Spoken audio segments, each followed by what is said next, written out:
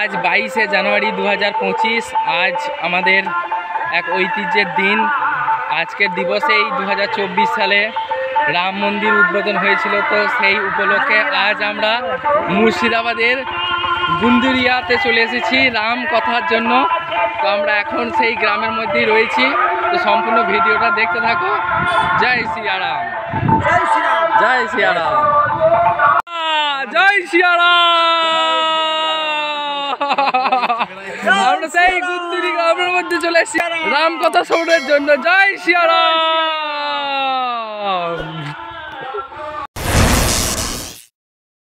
আজকে আমরা সেই রাম কথা শ্রবণ করানোর জন্য আমরা এই গুন্দুরিয়া গ্রামের মধ্যে এসে উপস্থিত হয়েছি। জয় সিয়ারাম। এইখানে আমরা পাঠের মধ্যে যাব কিছুক্ষণ পর। তো এটা হচ্ছে গ্রামের সুন্দর একটা বড় পুকুর। তো আমরা কিছুক্ষণ পরে এখানে যাব পাঠের জন্য। এবং আমাদের টিম আসছে দেবজিৎরা। জয় সিয়ারাম। আমাদের টিম ম্যানেজমেন্ট সব এখানে আছে। জয় সিয়ারাম, রাধে রাধে। আমরা সেই গুন্দুরিয়া গ্রামের মধ্যে রয়েছি। গ্রামের পরিবেশটা খুবই সুন্দর। এখানে এক দাদা কাজ করছে। জয় সিয়ারাম, জয় সিয়ারাম, জয় সিয়ারাম। এই গ্রামের পরিবেশ সত্যি অপূর্ব সুন্দর। চারিদিক সবুজে ঘেরা, পাশেই রয়েছে বড় একটি দিঘি ভরা জল।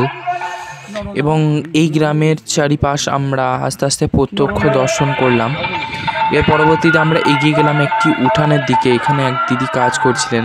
আমরা কিছুক্ষণ সময় এখানেও কাটালাম। গ্রামের মধ্যে যখন ঘুরছিলাম তো গ্রামের মধ্যে যেটি পরিবেশ সেটি দেখতে পাচ্ছি আমাদের গ্রামেও এমন হয়, কিন্তু প্রসেসটা হয়তো আলাদা। কিন্তু এখানে প্রসেসটা একটু আলাদা রকম।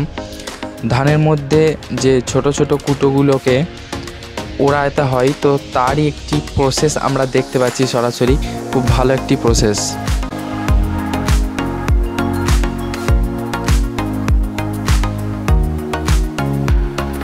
এইখানে আমাদের শ্রীখোল বাদক অ্যান্ড হারমোনিয়াম দাদা বসে বসে কি করছে সেটা দেখি আমরা। জয় সীতারাম। কেমন লাগছে এই গ্রামের মধ্যে? ভালোই, মোটামুটি ঠিকই আছি, এখন ভালোই লাগছে। গুরু গোবিন্দের কি পাই, তারপরে এরপরে এখন কি হবে ঠিক নেই। মোটামুটি আমরা থাকছি মোটামুটি সন্ধ্যে 7টা 8টা পর্যন্ত থাকছি। তারপরে এখন কথা বলতে পারছি। আচ্ছা এখানে কি শ্রবণ করাবেন আপনারা? তো ভালো লাগছে। আচ্ছা এখানে কি শ্রবণ করাবেন আপনারা? ভগবান রামের কথা পাঠ হবে। তো আমাদের দাদারা সব পৌঁছে গেছে এই গ্রামের মধ্যে, দেখতে পাচ্ছি। আর এই দেখুন একটা বড় পুকুর।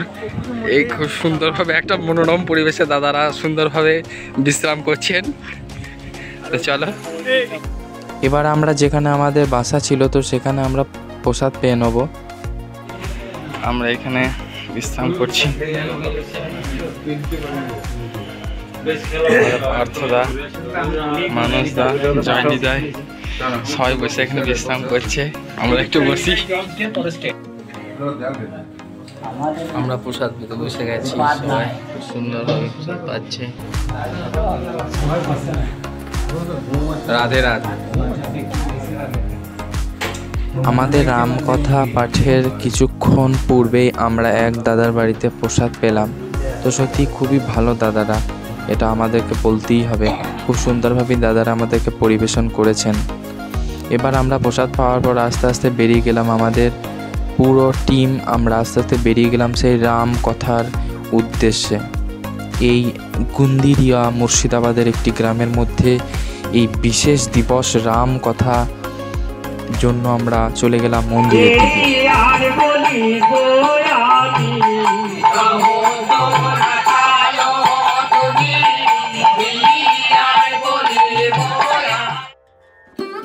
এবার আমরা সেই যেখানে আমাদের গান হওয়ার কথা সেখানে আমরা পৌঁছে গেছি এবং দেখতে পাচ্ছি সেই রাম কথা শ্রবণ করানোর পর ভক্তদের প্রসাদের ব্যবস্থা রয়েছে, তারই জন্য প্রসাদ রন্ধন করা হচ্ছে। তো ইতিমধ্যে আমরা চলুন মন্দিরটা আস্তে আস্তে দর্শন করি। আজ যেহেতু 22শে জানুয়ারি 2025, যেহেতু গত বছর ছিল 2024-এ 22শে জানুয়ারি এক ঐতিহ্যপূর্ণ দিন আমাদের সকল সনাতনীদের জন্য, তো সেই জন্য এই গ্রামের মধ্যে একটি রাম মূর্তির স্থাপন করা হয়। সেই উপলক্ষেই আজ এই বিশেষ আড়ম্বর এই গ্রামের মধ্যে।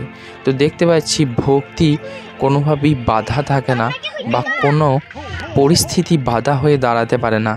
একটি ছোট্ট চালার মধ্যেই ভগবান শ্রীরামচন্দ্রের পূজা অর্চনা করছেন এই গ্রামবাসী। আমি ভগবানের কাছে প্রার্থনা করি তাদের গ্রামের এই খড়ের চালের রাম মন্দিরটি বর্তমানে যেন আরও বড় রাম মন্দির রূপে বিরাজ করেন এবং সনাতনীদের এক গর্বের স্থান যেন দিতে পারে এই গুন্দিরিয়া গ্রামবাসী। সবাই একবার কমেন্ট করুন, জয় শ্রীরাম কি জয়, জয় মর্যাদা পুরুষোত্তম ভগবান শ্রী রামচন্দ্র কি জয়। খুব সুন্দরভাবেই একটি রাম লক্ষ্মণ ও সীতা মায়ের মূর্তিও তৈরি করা হয়েছে এবং রাত্রিতে এই মূর্তিটির পূজা হবে আমাদের পাঠ অন্তিম করার পর। পাশাপাশি রয়েছে বালাজির মূর্তিও। এই বালাজির মূর্তিটিও পূজা হয়ে গিয়েছে এবং মর্যাদা পুরুষোত্তম রামচন্দ্রের যে বিগ্রহটি আমরা দেখলাম সেটি পাঠ শেষ হবার পর এখানে পুজো হবে রাত্রি 8টার পর। আমি ভগবানের কাছে প্রার্থনা করি এমন রাম মন্দির যেন প্রত্যেকটি গ্রামেগঞ্জে শহরের কোনায় কোনায় এই রাম মন্দির গড়ে ওঠে, কারণ এই রাম মন্দিরই আমাদের সনাতনীদের ঐতিহ্য, আমাদের গর্ব, আমাদের বিশ্বাস, আমাদের ভরসা, আমাদের প্রভু রাম, ঘরের প্রভু আমাদের ভগবান শ্রীরাম। ভগবান শ্রীরামচন্দ্র হয়তো অযোধ্যাতেই আবির্ভূত হয়েছিলেন, কিন্তু ভগবান প্রত্যেকটি কণায় কণায় বিদ্যমান, তার অনুকম্পা প্রত্যেকটি কণায় কণায় বিদ্যমান। মনে যদি ভক্তি থাকে, আপনি গ্রামেই থাকুন আর শহরেই থাকুন বা পৃথিবীর যে কোনো প্রান্তেই থাকুন না কেন, ভগবান আপনার সাথেই আছে। তাই ভগবানের নাম গান স্মরণ করুন, আমি এটাই কামনা করি ভগবানের কাছে। এবং এমনই রাম মন্দির গ্রামে গঞ্জে শহরে কোনায় কোনায় গড়ে তুলুন, যাতে আমাদের এই সনাতন ধর্মের অস্তিত্ব চিরকাল বজায় আগেও ছিল এবং ভবিষ্যতেও যেন আরও আগামী প্রজন্ম যেন সুন্দরভাবে এই রাম মন্দিরের কথা প্রচার করতে পারে, আমি এটাই প্রার্থনা করব। তো ভক্তবৃন্দরা, চলুন আজকের মতো এই পর্যন্তই। সকলে ভালো থাকুন, সুস্থ থাকুন, আর দেখা হচ্ছে পরের কোনো ভিডিওতে। আর রামায়ণের এই সম্পূর্ণ ভিডিওটি দেখতে দাদার ইউটিউব চ্যানেল গীতা দর্শন চ্যানেলে দেখে নিতে পারেন সম্পূর্ণ গীতা পাঠের ভিডিওটি। এবং আমাদের এই ইউটিউব চ্যানেলে যদি নতুন হয়ে থাকেন গোপাল চৌধুরী ব্লগে, তো অবশ্যই চ্যানেলটি সাবস্ক্রাইব করতে ভুলবেন না। তো চলুন আজকের মতো এই পর্যন্তই, দেখা হচ্ছে পরের কোনো ভিডিওতে। ধন্যবাদ, জয় সীতারাম।